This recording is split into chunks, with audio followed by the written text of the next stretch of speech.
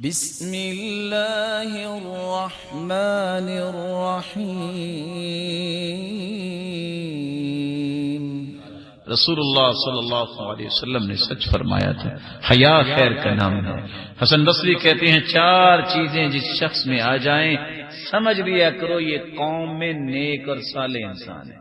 4 چیزیں، دین یرشد، اس کے پاس دین کا علم ہو جو ہر وقت اس کی رہنمائی کرے، عقل یسدد، ایسی عقل ہو جو اس کو غلط کام نہ کرنے دے، وحسب یصون، اس کا رکھ رکھاؤ اتنا ہو کہ وہ خود برائی سے ویسے بھی کہے کہ یہ میرا لیول نہیں ہے، وحیاء یقود، اس کی زندگی کی اثر رونق یہ ہو کہ اس کے اندر حیا ہو۔ یہ 4 چیزیں جس شخص کے اندر آ جائیں سمجھ لینا یہ قوم میں نیک اور صالح انسان۔ اور امام اصمعی رحمہ اللہ فرمایا کرتے تھے دنیا اپنے آپ کو خوبصورت بنانے کی چیزیں ڈھونڈتی ہے، دنیا کے اندر انسان کے لیے 4 ہی چیزیں ہیں دنیا اور آخرت کو خوبصورت بنانے کے لیے۔ بعلم یرفعہ، علم سیکھ لے تو انسان کالے رنگ کا بھی خوبصورت نظر آتا ہے۔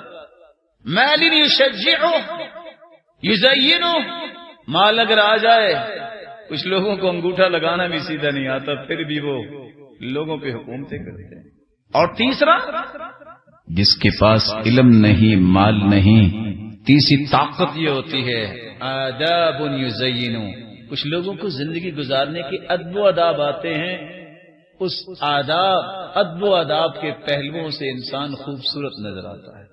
اور یہاں یاد رکھیے گا 4 ہی پلرز ہیں جس قلعے میں چھپ کے آپ اپنے آپ کو خوبصورت بنا سکتے ہیں۔